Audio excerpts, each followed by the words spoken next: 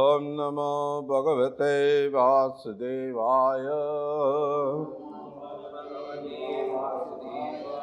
ओम नमो भगवते वासुदेवाय। ओम नमो भगवते वासुदेवाय। பகவத்கீதை உண்மை உறவில் 12வது அத்தியாயம் பக்தி தொண்டு 20வது ஸ்லோகம். திரும்ப சொல்லுங்க. ஏத்து தர்மியாமிருதமிதம் யதோக்தம் பரியுபாசதே ஸ்ரத்ததானா மத்பரமா பக்தாஸ்தேதீவ மே பிரியா. மொழிபெயர்ப்பு மற்றும் பொருளுரை வழங்கியவர் அகில உலக கிருஷ்ண பக்தி இயக்கத்தின் ஸ்தாபக ஆச்சாரியர் தெய்வ திரு பக்தி வேதாந்த சுவாமி ஸ்ரீல பிரபுபாதர். மொழிபெயர்ப்பு. பக்தி தொண்டு என்னும் இந்த அழிவற்ற பாதையை பின்பற்றி என்னை பரம இலக்காக வைத்து நம்பிக்கையுடன் தன்னை ஈடுபடுத்துபவர்கள் எனக்கு மிக பிரியமானவர்கள். பொருளுரை. இந்த அத்தியாயத்தில் 2வது ஸ்லோகத்திலிருந்து இறுதி வரை மையாவேஷ மனோயமாம், மனதை எண்ணில் நிலைநிறுத்துவாயாக என்பதிலிருந்து ஏத்து தர்மாமிருதமிதம், நித்தியமான இந்த தர்மம் என்பது வரை தன்னை அணுகுவதற்கான தெய்வீக தொண்டின் வழிமுறையினை முழுமுதற் கடவுள் விளக்கியுள்ளார். அத்தகைய வழிமுறைகள் இறைவனுக்கு மிகவும் பிரியமானது. அவற்றில் ஈடுபட்டிருப்பவனை அவர் ஏற்றுக்கொள்கிறார்.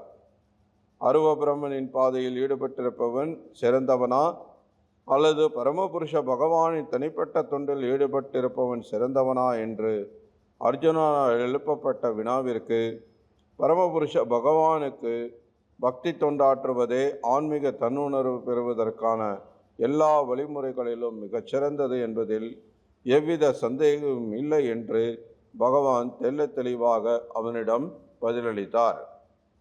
வேறு விதமாக கூறினால், நல்ல சங்கத்தின் மூலம் ஒருவன் தூய பக்தி தொண்டிற்கான பற்றுதலை வளர்த்து கொள்கிறான் என்றும், அதன் பின்னர் அங்கீகரிக்கப்பட்ட ஆன்மீக குருவை ஏற்று அவரிடமிருந்து கேட்டு கீர்த்தனம் செய்து பக்தி தொண்டினை ஒழுக்க நெறிகளை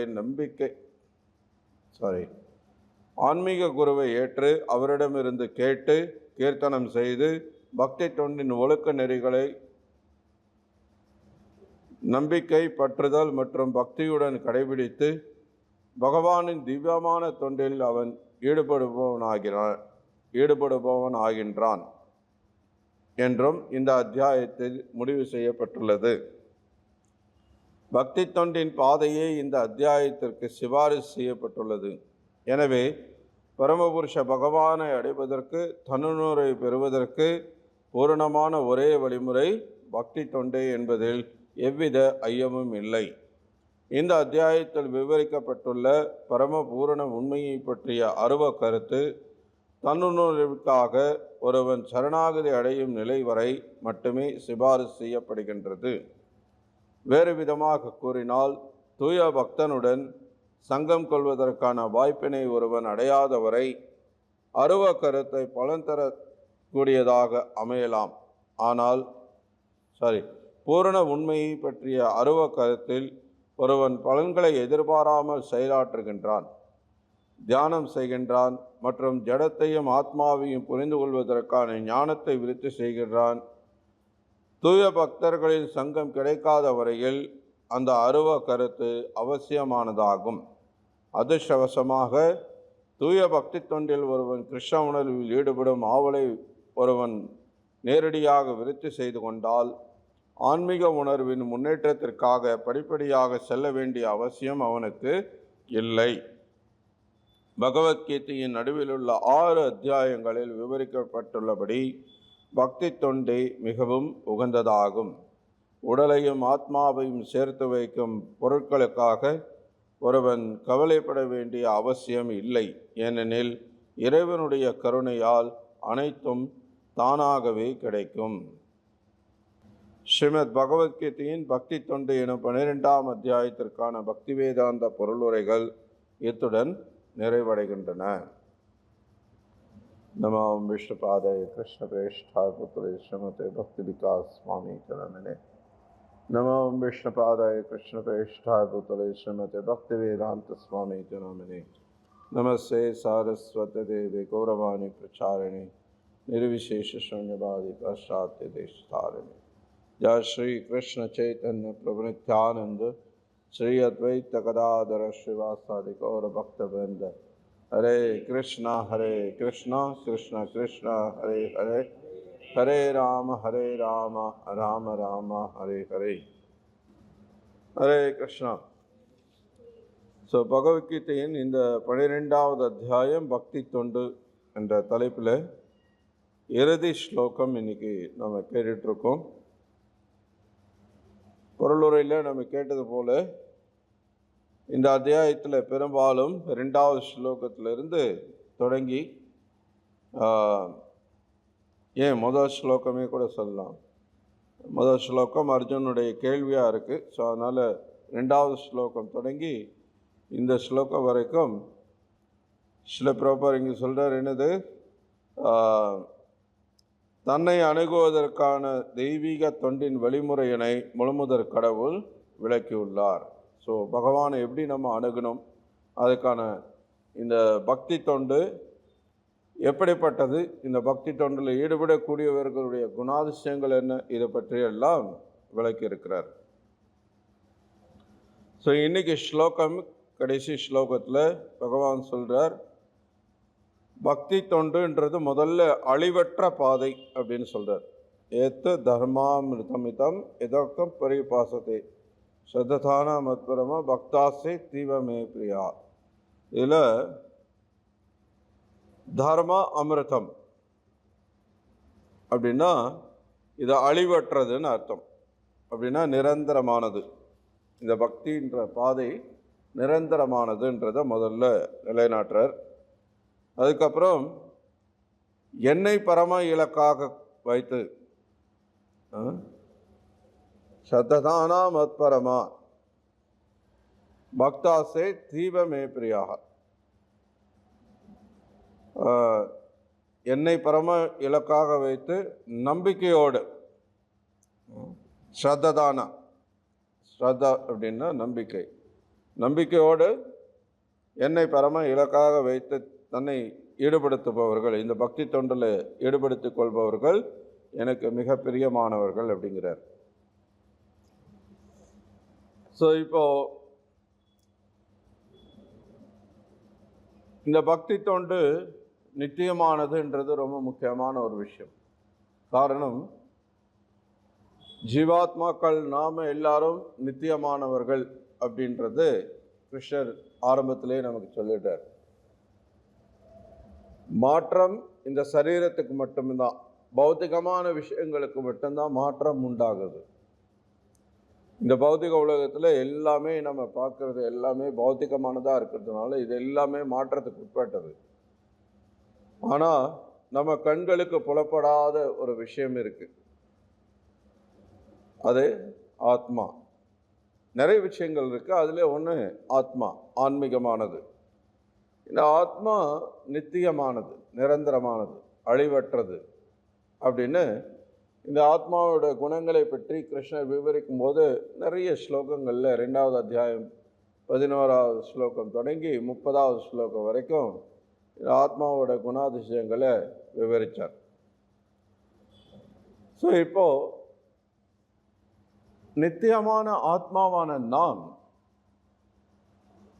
பகவானுடனான உறவை ஏற்படுத்திக்கிறதுக்கான இந்த பாதை நித்தியமானது, இந்த வழிமுறை நித்தியமானது அப்படின்றது ஆச்சரியப்படுறதுக்கு ஒன்றும் இல்லை. ஏன்னா அது நித்தியமானதாக இருந்தால் தான் அது அர்த்தமுடையதாக இருக்குது.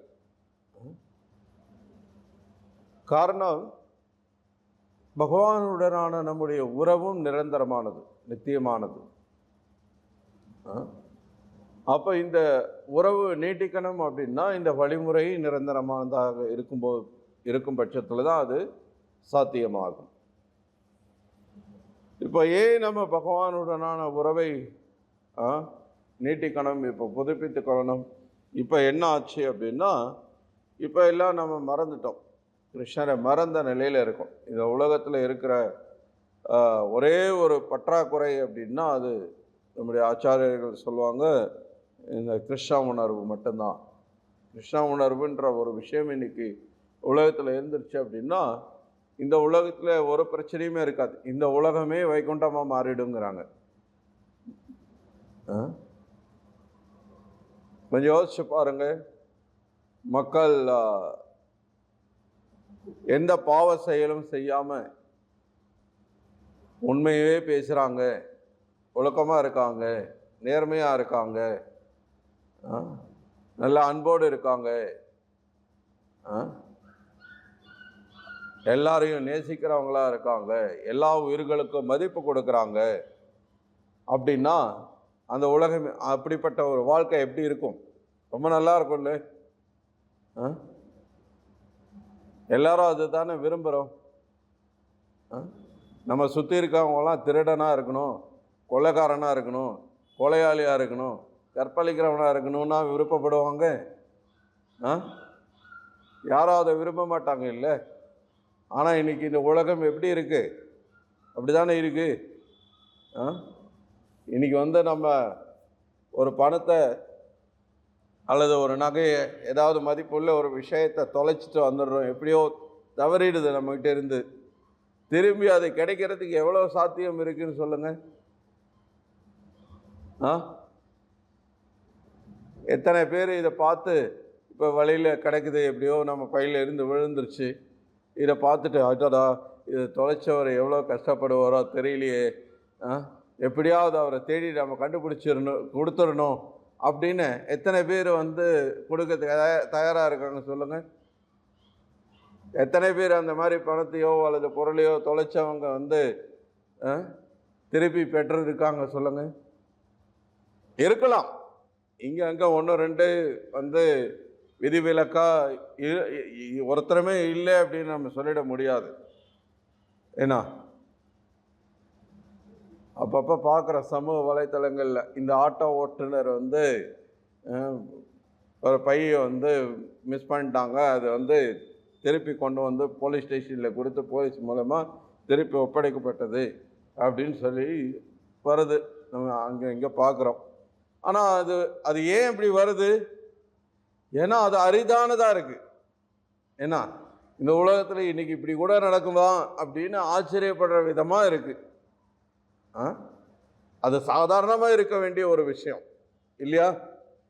நியாயமாக பார்த்தோன்னா சாதாரணமாக இந்த பொருள் எனக்கு இல்லை, என்னுடைய இது இல்லை, நான் உழைச்சது இல்லை, அப்போ ஏன் இதை நான் வச்சுக்க ஆசைப்படணும்னு சொல்லி நியாயமாக எல்லாருமே அதை செய்ய வேண்டியதாக இருக்க வேண்டிய ஒரு விஷயம். ஆனால் இன்னைக்கு என்ன ஆகிப்போச்சு?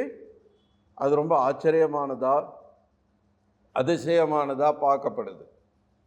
அப்படின்னா அது ரொம்ப அரிதாக நடக்குது. அது தினம் தினம் நடக்கிறது கிடையாது. ஆனால் தினம் தினம் யாரோ ஒருத்தர் எதையோ தொலைச்சிட்டு தான் இருக்காங்க இல்லையா? அப்படின்னா என்ன அர்த்தம்?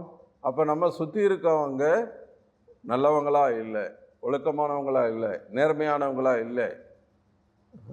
அதனால தான் இந்த சமூகத்தில் நமக்கு எப்பவும் ஒரு பயம் இருந்துக்கிட்டே இருக்கு, ஒரு கவலை இருந்துக்கிட்டே இருக்கு, ஒரு பதற்றம் இருந்துக்கிட்டே இருக்கு. நம்மளால் சாதாரணமாக வாழ முடியலைங்க, சாதாரணமாக வெளியில் வர முடியல, வீட்டை விட்டு வெளியில் வர முடியல, வீட்டுக்குள்ளே இருக்கிறதுக்கே முடியல. ஏன்னா எப்போ வேணால் யார் வேணால் உள்ளே வரா, நம்ம வெளியில் போனால் தான் இல்லை, உள்ளே அடிக்கிறான், உள்ளே பிடுங்கிட்டு போகிறான். நடக்குதா இல்லையா? நம்ம தொலைக்கிறதுன்றது வேறு, நம்மகிட்ட இருந்து நம்ம முன்னாடியே பிடுங்கிட்டு போகிறதுன்றது இருக்குல்ல, அது எவ்வளோ நடக்குது? நம்மகிட்டே இருக்கிற பொருளுக்காக நம்மளை கொலை பண்ணிட்டு தூக்கிட்டு போகிறோம். அது இன்னும் மோசம். பொருளை பிடிக்கிட்டு போனால் பரவாயில்ல, சம்பாதிச்சுக்கலாம். ஆனால் கொலையை பண்ணிட்டு போகிறேனே அதுக்காக.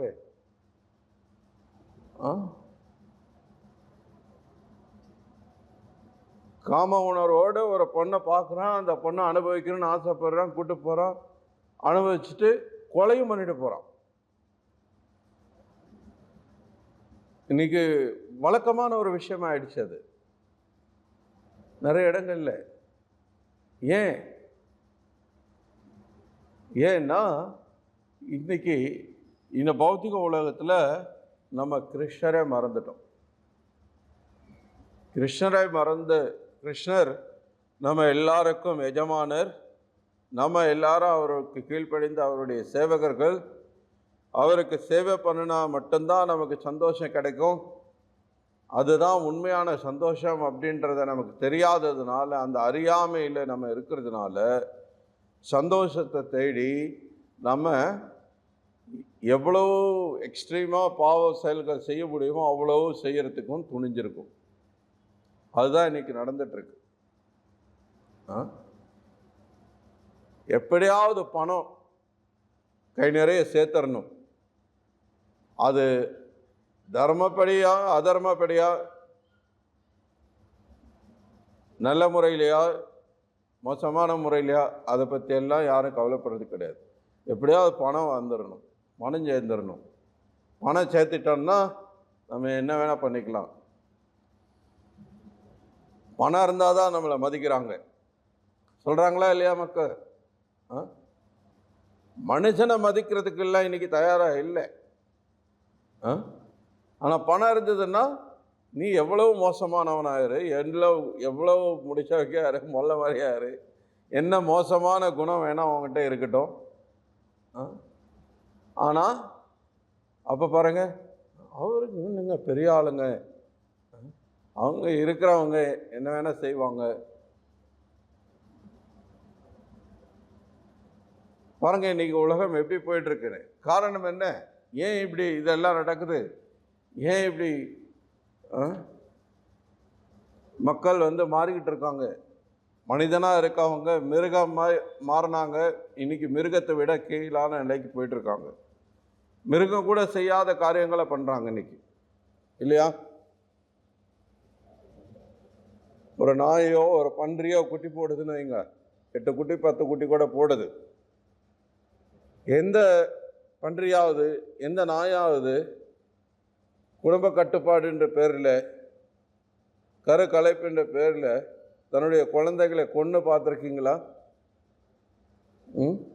ஒரு தாய் தன்னுடைய குழந்தையை கொல்ற அவலமான ஒரு கேவலமான ஒரு விஷயம் மனித சமூகத்தில் மட்டும்தான் இருக்குது. கேட்டால் நம்ம வளர்ச்சி அடைஞ்சிட்டோம், முன்னேற்றம் அடைஞ்சிட்டோங்கிறோம். 21வது நூற்றாண்டு வளர்ச்சியின் உச்சத்தில் இருக்கும். தொழில்நுட்பம் வளர்ச்சிச்சு. இன்றைக்கி பெண்கள்லாம் சுதந்திரம் அடைஞ்சிட்டாங்க. பெண்கள் எல்லாம் இன்றைக்கி ஏன்னா அவங்க சுதந்திரமாக அவங்க காரியத்தை சாதிக்க முடியுது, அவங்களால செயல்பட முடியுது.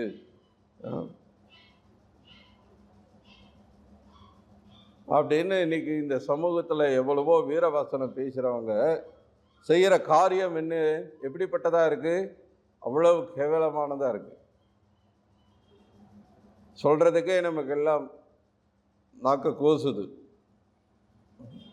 அவ்வளவு மோசமான காரியம். தெருவில் இருக்கிற நாய்க்கு இருக்கிற பாசமே கிடையாதுங்க இன்னைக்கு மனிதன்கிட்ட. சாக்கடையில் வாழ்கிற பன்றிக்கு இருக்கிற பாசம் கிடையாதுங்க.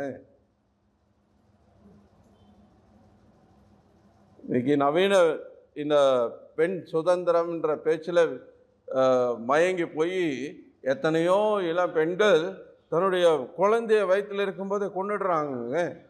குழந்தை பாக்கியம்ன்றது அன்னைக்கெல்லாம் அப்படியே இன்னும் குழந்தை உருவாயிடுச்சு, கரை தரிச்சிட்டோம் அப்படின்னு தெரிஞ்சால் அதை அவ்வளவு ஒரு புனிதமான ஒரு விஷயமா பார்க்கப்பட்டது.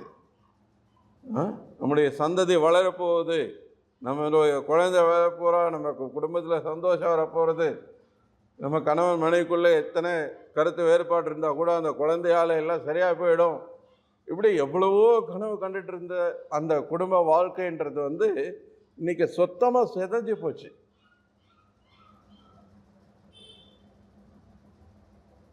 வளர்ச்சின்ற பேரில், முன்னேற்றம் என்ற பேரில், பெண்ணியம் என்ற பேரில், பெண் சுதந்திரம் என்ற பேரில் கல்வி வளர்ச்சின்ற பேரில் இப்படி பல பேரில் வந்து இதெல்லாம் சிதைஞ்சிட்டு இருக்கு. காரணம் என்ன? ஒரே விஷயம்தான், பகவானை பற்றின சிந்தனை கிடையாது, இறை உணர்வு இல்லை. பக்தி என்ற ஒரு உணர்வு இருந்தது அப்படின்னு சொன்னால் இது எல்லாமே அப்படியே தூக்கி ஓரம் போட்டுடலாம். இதை பற்றி கவலையே பட வேண்டியதில்லை. பக்தியில் ஈடுபடுறவன் இந்த எந்த காரியத்தையும் செய்ய மாட்டான். பக்தியில் ஈடுபடுறவனுக்கு தெரியும் ஒரு உயிரோட மதிப்பு என்னன்றது. ஒரு உயிரை வந்து என்னால் உற்பத்தி பண்ண முடியாது.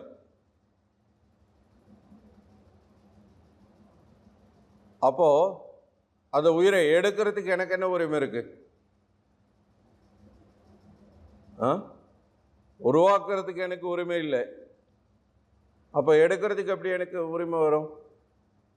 நான் யார்? யார் எனக்கு அந்த அதிகாரம் கொடுத்தது? இல்லையா? ஆனால் இன்னைக்கு அதை ஏன் செய்கிறான்?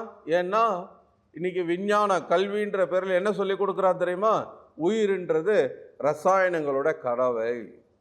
2 ரசாயனம் சேர்ந்துச்சுன்னா ஆணும் பெண்ணும் சேர்ந்தா உயிர் வந்துடுதுங்கிறான்.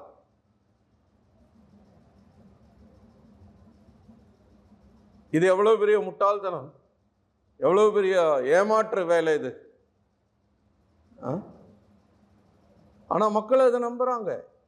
இப்போ ஒரு ஆணும் பெண்ணும் சேர்ந்துட்டா குழந்தை வந்துடும் அப்படின்னா, அப்போ எதுக்கு இத்தனை கருத்தரப்பு மையங்கள் இன்னைக்கு வந்து உருவாகிட்டு இருக்கு? எங்கே பார்த்தாலும் இன்னைக்கு அவ்வளவு இருக்கு. அப்படின்னா அவ்வளவு தம்பதியினர் குழந்தை இல்லாமல் போகிறாங்க. அங்கே யார் போவாங்க? கருத்தரப்பு மையங்களுக்கு யார் போவாங்க சொல்லுங்க? அப்போ இவ்வளவு மையங்கள் உருவாகிட்டு இருக்கு அப்படின்னா, இவ்வளவு மருத்துவமனைகள் அதுக்குன்னே உருவாக்குறாங்க அப்படின்னா என்ன அர்த்தம்? அப்போது குழந்தைகள் இல்லாதவர்களுடைய எண்ணிக்கை அதிகமாகிட்டு இருக்கு. அவங்களுக்கு குழந்தைகள் உருவாக மாட்டேங்குது. அப்போ நீ ரசாயனம் தான் உருவாக்குது, ரசாயனங்களுடைய கலவை தான் அப்படின்னு நீ விஞ்ஞானம் படி சொல்கிறேன்னா, அப்போ ஏன் ஒரு குழந்தைய உருவாக்க முடியல உன்னால? பிரபா கேட்குறாரு, ஒரு கொசுவையாவது உருவாக்க முடியுமோ உன்னால? இவ்வளவு பேசுகிற இல்லை விஞ்ஞான வளர்ச்சி முன்னேற்றம் அப்படின்ற இல்லை. உன் விஞ்ஞானத்தை வச்சு, உன்னுடைய ரசாயனங்களை வச்சு ஒரு கொசுவை உற்பத்தி பண்ண முடியுமா? ஒரு கோழி கூட தினமும் ஒரு முட்டை போடுதுங்க. ப்ரொஃபஸர் சொல்றார், அந்த கோழி உன்னை விட பெரிய சிறந்த விஞ்ஞானியா இருக்கு. அது உயிரை உருவாக்கி காட்டுது. உயிர்லேருந்து தான் வருதுன்றத நிரூபிக்கிறதுக்கு ஒரு கோழி போதுங்க.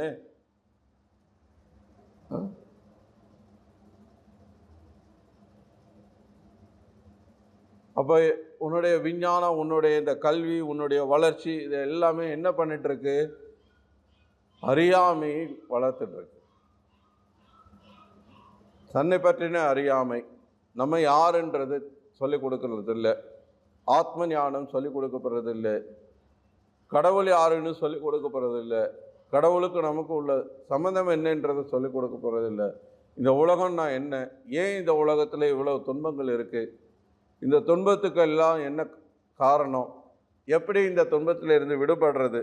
இதை பற்றின ஏதாவது நமக்கு சொல்லிக் கொடுக்கப்படுதான்னா கிடையாது. ஆனால் கல்வி வளர்ச்சி முன்னேற்றம்,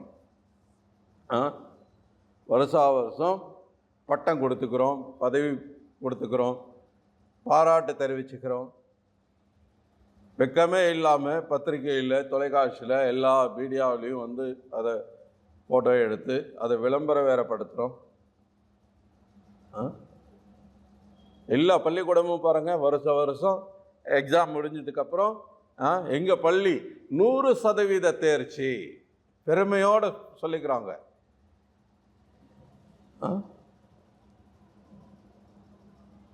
மாணவர்களுக்கு அறியாமை வளர்த்ததில் நாங்கள் பெருமைப்படுகிறோம்.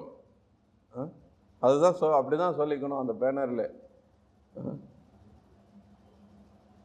மாணவனுக்கு அறிவு கொடுக்கறதுக்கு பதிலாக அவன் அறிவெல்லாம் மழுங்க வச்சு அவனை வந்து இந்த பௌத்திக உலகத்திலேயே திரும்ப திரும்ப பிறந்து இந்த புனரப்பி ஜனனம் புனரப்பி மரணம் ஜதரே சயனம் அப்படின்னு நம்ம திரும்ப திரும்ப இங்கேயே இந்த சுழற்சியிலேயே சுற்றிக்கிட்டே இருக்க வேண்டியதான். அதுக்கு நாங்கள் உத்தரவாதம் கொடுக்குறோம். நீ எவ்வளவு காலம் வேணால் இங்கேயே இரு, அந்த அளவுக்கு நான் உனக்கு அறியாமையை கொடுத்துட்றேன்ற உத்தரவாதத்தோடு போட்டி போட்டுட்டு இந்த கல்வி நிறுவனங்கள் இன்னைக்கு மூளையை முழங்க வச்சிட்ருக்கு. உண்மையான அறிவு பகவான் இங்கே கொடுக்குறார், பகவத்கீதையில கொடுத்துருக்கிறார். குரு மூலமாக நம்ம அந்த பகவத்கீதை அறிவை பெறணும். அதுதான் நமக்கு சிறந்த கல்வி முறை, அதுதான் நம்முடைய வேத கல்வி முறை.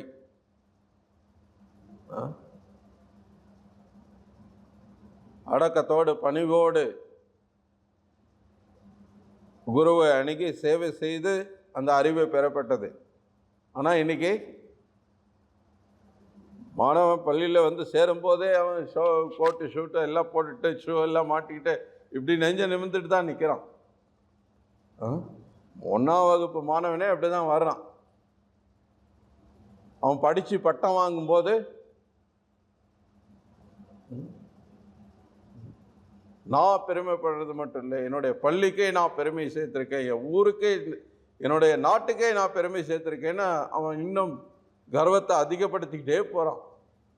அவன் கர்வம் அப்படியே அந்த இமயமலையை விட பெருசாக இருக்குது. அவனுக்கு முன்னாடி என்ன தெரியும்? ஏதாவது நின்னா தெரியுமா? ஒன்றுமே தெரியாது. எல்லாம் மறைச்சிருது அவனுக்கு. அந்த கர்வம் என்ற பெருமிதம் என்ற ஒரு விஷயம் வந்து எல்லாத்தையும் மறைச்சிருது. அவன் முன்னாடி எதையுமே பார்க்க முடியறதில்லை. ஸோ அதன் காரணமாக தான் மக்கள் இன்னைக்கு நிறைய துன்பப்பட்டு இருக்காங்க. மக்களுடைய துன்பம் எல்லாத்துக்கும் ஒரே காரணம் கிருஷ்ண உணர்வுன்ற ஒரு விஷயம் இல்லாமல் இருக்கிறதுனால.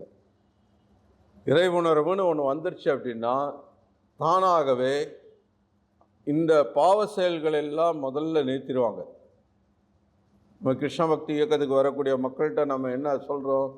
மாமிசம் சாப்பிடாதீங்க, சூதாடாதீங்க, போதை பழக்கத்தில் ஈடுபடாதீங்க, தகாத பாலுறவு வச்சுக்காதீங்க.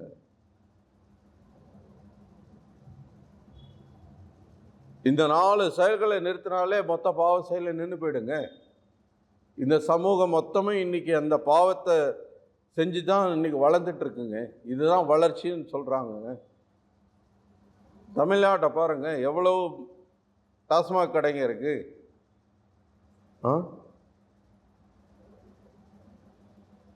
இது வளர்ச்சியாங்க.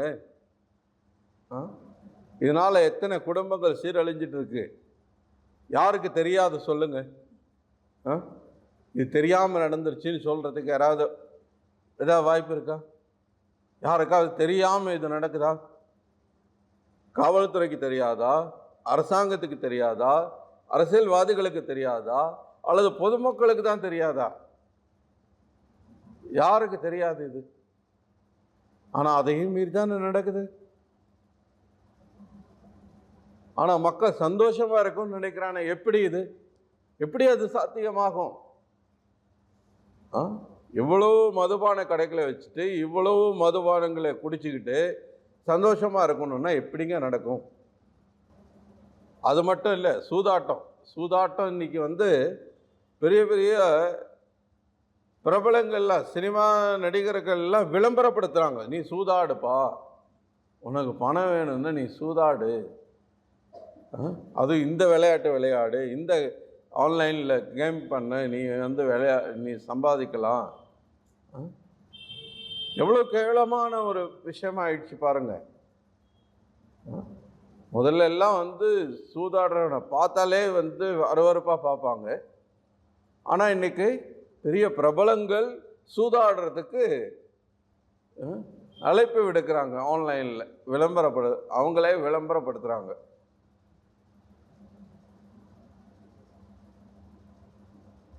ஸோ போதை ஒரு பக்கம் எப்படின்னா, சூதாட்டம் இப்படி ஒரு பக்கம், இன்னொரு பக்கம் பார்த்தீங்கன்னா மாமிசம் அளவில்லாமல் இன்னைக்கு சாப்பிட ஆரம்பிச்சிட்டாங்க. 3 வேளையும் மாமிசம் சாப்பிட்றேன்னு பெருமையாக சொல்லிக்கிறான். இது என்ன உடலா சுடுகாடா?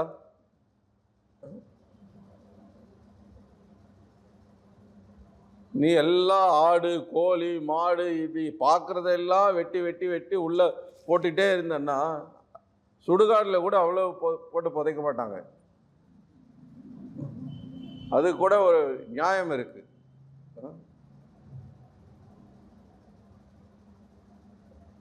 ஸோ இந்த மாதிரி பாவம் அப்படின்றது பார்த்தீங்கன்னா ஒரு எல்லையே இல்லாமல் போயிட்டே இருக்கு. இன்னொரு பக்கம் பார்த்தீங்கன்னா தகாத பாலுறவு, விபச்சாரம். ஸோ இது எல்லாமே இன்னைக்கு நாளுக்கு நாள் அதிகரிச்சுட்டு இருக்கும்போது எப்படி மக்கள் சந்தோஷமாக இருக்க முடியும்? செய்யறதெல்லாம் பாவம், செய்யறதெல்லாம் செய்யக்கூடாதுன்னு தடை செய்யப்பட்ட செயல்கள். அப்போது நான் அதே சமயத்தில் நான் சந்தோஷமாக இருக்கணும், நான் மகிழ்ச்சியாக இருக்கணும்னா எப்படி இது சாத்தியமாகும்? ஆனால் கிருஷ்ண உணர்வுக்கு வந்துட்டா, பக்தின்ற ஒரு பாதி பின்பற்ற தொடங்கிட்டா, முதல்ல இந்த பாவ செயல்கள்லாம் நிறுத்திடுறாங்க. வேலை அதுதான். அது அவங்கள விட்டு ஓடுது. அவங்க தனியாக அது எந்த முயற்சியும் எடுக்க வேண்டிய அவசியம் கிடையாது. பக்தர்களோட சங்கத்துக்கு வந்து பகவத்கீதை கேட்டு ஹரே கிருஷ்ணா மந்திரத்தை ஜெபம் பண்ண தொடங்கிட்டா இதெல்லாம் தானாக ஓடி போயிடும். அதுக்குன்னு தனியாக எந்த முயற்சியும் எடுக்க வேண்டிய அவசியம் கிடையாது. அமெரிக்காவில் இருக்கவங்க உட்காந்து இன்னைக்கு ஜெபம் பண்ணுறாங்க, ஹரே கிருஷ்ணா ஜெபம் பண்ணிட்டு பகவத்கீதை படிச்சுட்டு புனிதமான வாழ்க்கை வாழ்கிறாங்க. ஜப்பானில் இருக்கவங்க புனிதமான வாழ்க்கை வாழ்கிறாங்க. ஆஸ்திரேலியாவில் இருக்கவங்க புனிதமான வாழ்க்கை வாழ்கிறாங்க. உலகத்தில் இந்த நாடுன்னு சொல்லுங்க, பெயரை சொல்லுங்க, அந்த நாட்டில் பக்தர்கள் இருக்காங்க, பக்தி பயிற்சி பண்ணுறாங்க. சைனாவில் இன்னைக்கு பாகவதம் ஏன்னா 18 புத்தகமும் அச்சிடப்பட்டு இன்னைக்கு அங்கே மக்கள் வாங்கி படிச்சுட்டு இருக்காங்க சைனா மொழியில். சைனாக்காரங்களாம் என்ன சாப்பிடுவாங்கன்னு உங்களுக்கு தெரியும். கொரோனா வந்த போதெல்லாம் உலகமே சைனாவை சபிச்சுக்கிட்டே இருந்தது. எல்லாம் உங்களால் தான், எல்லாம் உங்களால் தான். ஆனால் அந்த மக்களும் இன்னைக்கு எல்லாத்தையும் தூக்கி ஓரம் போட்டுட்டு ஹரே கிருஷ்ணா ஜெபம் பண்ணிக்கிட்டு பகவத்கீதை படிச்சுட்டு ரொம்ப ஆனந்தமாக மகிழ்ச்சியாக சந்தோஷமான வாழ்க்கை, புனிதமான வாழ்க்கை வாழ முடிகிறது. அதுக்கு ஒரே காரணம் கிருஷ்ண உணர்வு, கிருஷ்ண பக்தின்ற ஒரே ஒரு விஷயம்தான். இதை தவிர வேற உலகத்தில் வேற எதுவுமே நமக்கு தீர்வு கொடுக்க முடியாது. அதுதான் இன்னைக்கு ஸ்லோக பொருளுரையிலே பிரபுபாதர் நமக்கு சொல்கிற விஷயம். இந்த கிருஷ்ண பக்தி ஒன்று மட்டும்தான் நம்மளுடைய எல்லா பிரச்சனைக்கும் தீர்வு கொடுக்க முடியும். இந்த உலகத்தை வைகுண்டமாக மாற்றுறதுக்கும் பக்தி மட்டும்தான் முடியும். இதை நம்ம இந்த உலகத்தை விட்டு போனதுக்கு அப்புறம், இந்த சரீரத்தை விட்டதுக்கு அப்புறம், நம்ம மரணத்துக்கு அப்புறம் தான் நம்ம எல்லாம் பார்க்க போகிறோம், அனுபவிக்க போகிறோம், அப்படி கிடையாது. இப்போவே இங்கேயே நம்ம இருக்கிற இடத்த வைகுண்டமாக மாற்ற முடியும். ஆனால் அதுக்கு நமக்கு பகவத்கீதையில் என்ன வழிகாட்டுதல் கொடுக்கப்பட்டிருக்கோ அதை நம்ம பின்பற்றணும். வெறும் ஆசைப்பட்டால் மட்டும் போதாது. அஃப்கோர்ஸ் ஆரம்பத்தில் குறைஞ்சது அட்லீஸ்ட் ஆசையாக அதை படணும். எவ்வளவோ அபத்தமான விஷயங்களுக்கெல்லாம் ஆசைப்படுறதுக்கு பதிலாக இந்த மாதிரி நல்ல விஷயங்களுக்கு ஆசைப்படலாம். ஸோ இந்த செயல்களை நம்ம செஞ்சோம் அப்படின்னா, இந்த பக்தி தொண்டு செயல்கள், பக்தின்றது இன்னைக்கு ஸ்ரவணம், கீர்த்தனம், விஷ்ணு ஸ்மரணம், பாத சேவனம், அர்ச்சனம், பந்தனம், தாஸ்யம், சக்கியம், ஆத்ம நிவேதனம்னு பிரகலாதர் 9 விதமான வழிமுறைகளை கொடுக்குறார் ஸ்ரீமத் பாகவதம் 7வது ஸ்கந்தத்தில். ஹிரண்யகசிப்பு கேட்குறான், பிரகலாதா நீ குருகுலத்துக்கு போறியே, சண்டை அமர்கெல்லாம் உனக்கு பாடம் சொல்லி கொடுக்குறாங்களே, நீ கற்றுக்கிட்டதுலேயே சிறந்த பாடம் என்ன?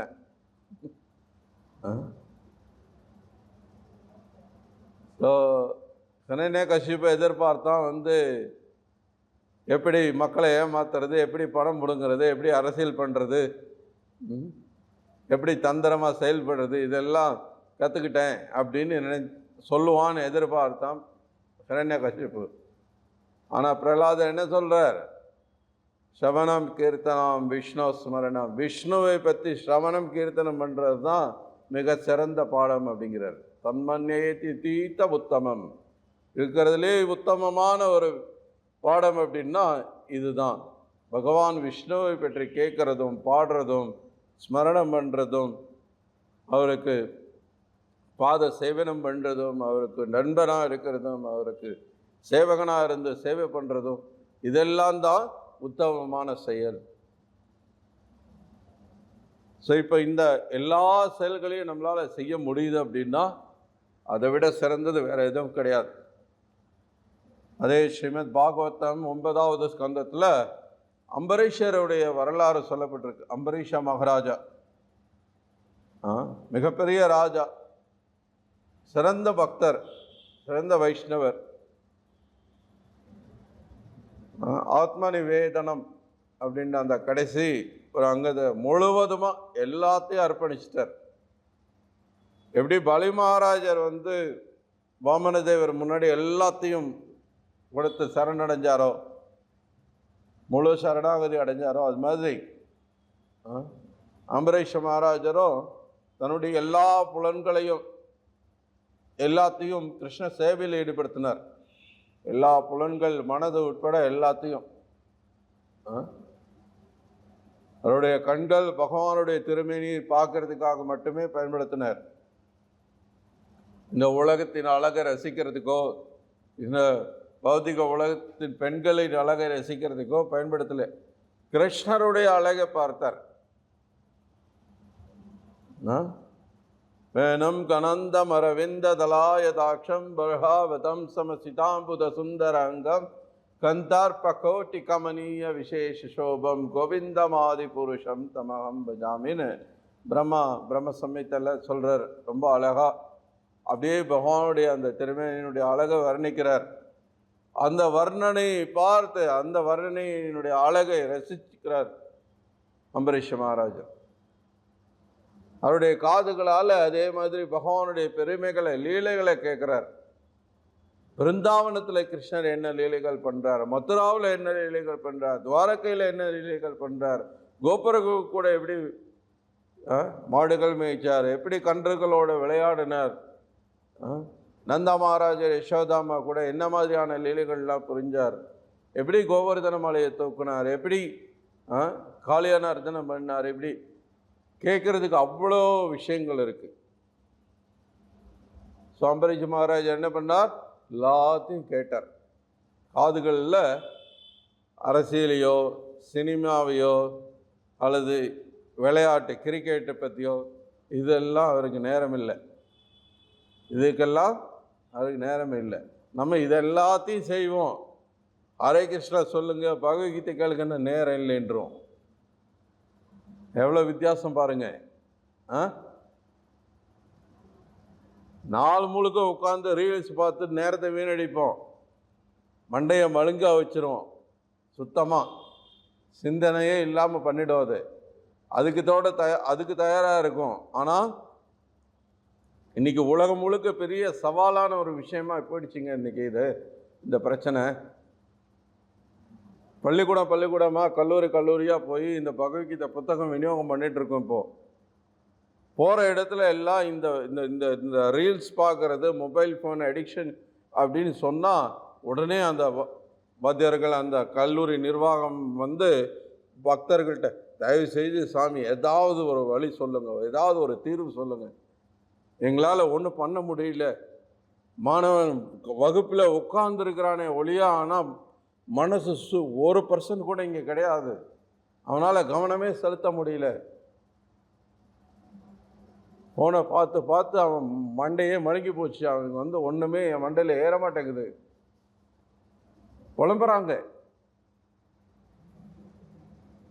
ஏதாவது வழி இருந்தால் தியானம் பண்ணிங்க, அதை பண்ணுங்க, இதை பண்ணுங்க, ஏதாவது ஒன்று பண்ணி அவனை கொஞ்சம் கரையேற்றுங்க, அவனுக்கு கொஞ்சம் பழைய நிலைக்கு கொண்டு வாங்க அப்படிங்கிறாங்க. உலகமே இன்னைக்கு திண்டாடிட்டு இருக்கு, எப்படி இந்த வியாதிக்கு என்ன மருந்து தெரியாமல். உலகத்தில் இன்னைக்கு பிரச்சனைக்கெல்லாம் அளவே இல்லாமல் இருக்குது. ஆனால் இது எல்லாத்தையும் தூக்கி ஓரங்கட்டிட்டு நம்மளால் ரொம்ப ஆனந்தமாக மகிழ்ச்சியாக சந்தோஷமாக அமைதியான வாழ்க்கை வாழ முடியும் அப்படின்றதுக்கு உத்தரவாதம் இந்த கிருஷ்ண உணர்வு மட்டும்தான், இந்த கிருஷ்ண பக்தி மட்டும்தான். ஸோ இந்த கிருஷ்ண பக்தி இயக்கம் இன்னைக்கு மக்களுக்கு மிகச்சிறந்த வழிகாட்டுதலை கொடுத்துட்ருக்கு. மக்கள் அதனால் மிகச்சிறந்த பலன் அடைஞ்சிட்ருக்காங்க. உலகம் முழுக்க இன்னைக்கு இதை நம்ம தீவிரமாக எடுத்துக்கிட்டோம் அப்படின்னா நம்மளும் அவங்களில் ஒருத்தங்களாக ஆகலாம். இதை நம்ம தீவிரமாக எடுத்துக்காம ஏதோ வாரத்தில் ஒரு நாள் ஏதோ ஒரு நேரம் 1.5 மணி நேரம் சாமி வராங்க, ஏதோ ஹரே கிருஷ்ணா பாடுறாங்க, ஏதோ டைம் பாஸ் ஆகுது அப்படின்னு நினச்சி நம்மளும் இதை சீரியஸாக எடுத்துக்கல அப்படின்னா அப்போ நம்மளும் இருக்கிற மற்ற எத்தனையோ கோடிக்கணக்கான மக்கள் எப்படி துரதிர்ஷ்டமானவங்களாக இருக்காங்களோ அவங்களில் ஒருத்தராக நம்மளும் ஆயிட வேண்டியதான். வாய்ப்பு கிடைச்சும் நழுவ விடுறதுன்றது மிகப்பெரிய முட்டாள்தனமாகும். இப்போ ஒருத்தனுக்கு தெரியாமையே போயிடுச்சுன்னா அவனுக்கு தெரியாமல் போயிடுச்சுங்க அப்படின்னு சொல்லலாம். என்ன பண்ணுறதுங்க, அவனுக்கு தெரிஞ்சிருந்தால் அவன் ஒரு வேளை ஹரே கிருஷ்ணா சொல்லியிருப்பான். ஆனால் இப்போ தெரிஞ்சும் நம்ம செய்யாமல் இருந்தான்னா அதை என்ன சொல்கிறது? ரொம்ப பெரிய துரதிர்ஷ்டம் அது. ஸோ அதனால் இந்த பகவத்கீதை தீவிரமாக எடுத்துக்கோங்க, தீவிரமாக பயிற்சி செய்யுங்க. அதுக்காக தான் பகவான் நமக்கு இந்த வாழ்க்கையை கொடுத்துருக்கிறார். இந்த மனித வாழ்க்கையில் மட்டும்தான் இப்படியெல்லாம் நம்ம சிந்திக்க முடியும். இந்த சிந்தனைகள் எல்லாம் மனித வாழ்க்கையில் இப்போ ஆடு மாடு நாய் பூனை இதெல்லாம் நம்மளை மாதிரி தான் சாப்பிடுது, தூங்குது, இனப்பெருக்கம் பண்ணுது, தற்காத்து கொள்ளுது, எல்லாம் நம்மளை மாதிரி தான் பண்ணுது. ஆனால் இறை உணர்வு, பக்தி, ஆன்மீகம் அப்படின்னு ஒரு விஷயம் வந்ததுன்னா அதுக்கெல்லாம் ஒன்றும் ஏறாது, அவைகளுக்கு ஒன்றும் புரியாது. ஆனால் பகவான் நமக்கு அந்த கெப்பாசிட்டி கொடுத்துருக்காரு. மனித சரீரத்தில் இருக்கிற நமக்கு அந்த கெப்பாசிட்டி கொடுத்துருக்காரு. குறிப்பாக பிரபுபாதர் சொல்கிறார், நாகரிக மனிதன் அப்படின்னு நம்ம சொல்லிக்கிறோம், பெருமைப்பட்டுக்கிறோம் அப்படின்னா கண்டிப்பாக நம்ம இந்த பக்தி பயிற்சியில் ஈடுபட்டால் மட்டும்தான் நம்ம நாகரிகம் அடைஞ்சோம்னு சொல்லிக்க முடியும். இல்லைன்னா இன்னைக்கு காட்டில் வசிக்கக்கூடிய காட்டுவாசிகள்லாம் நாகரிகமற்றவர்கள் நம்ம சொல்கிறோம். அந்த மாதிரி நம்மளும் நாகரிகமற்றவர்களாக தான் கருதப்படும். இவந்தோ நம்ம பெரிய நகரங்களில் எல்லா தொழில்நுட்ப வசதிகளையும் வச்சுக்கிட்டு வாழ்ந்தால் கூட இது முன்னேற்றம்னு சொல்லிக்கிறதுல அர்த்தமே கிடையாது. ஸோ அதனால் பிரபுபாதருடைய கருணையால் கௌடிய வைஷ்ணவ சம்பிரதாயத்தினுடைய மிக சிறந்த ஒரு ஆச்சாரியராக நமக்கு இவ்வளவு புத்தகங்கள், இவ்வளவு வழிகாட்டுதல்கள், குறிப்பாக சைத்தன்ய மகாபிரபுவோட இந்த நாம சங்கீர்த்தன வழிமுறை நமக்கு மிக எளிமையான முறையில் பயிற்சி செய்கிறதுக்கு இந்த வழிகாட்டுதலை கொடுத்துருக்கிறார். ஸோ இதை தீவிரமாக எடுத்துட்டு இதை நம்ம பயிற்சி செய்தோம் அப்படின்னா இந்த வாழ்க்கையை நம்ம வெற்றிகரமானதாக்கி கொள்ள முடியும். ஹரே கிருஷ்ணா. பகவத்கீதை உண்மை உறவில் கி ஜாய். ஸ்ரீல பிரபுபாத கி ஜாய்.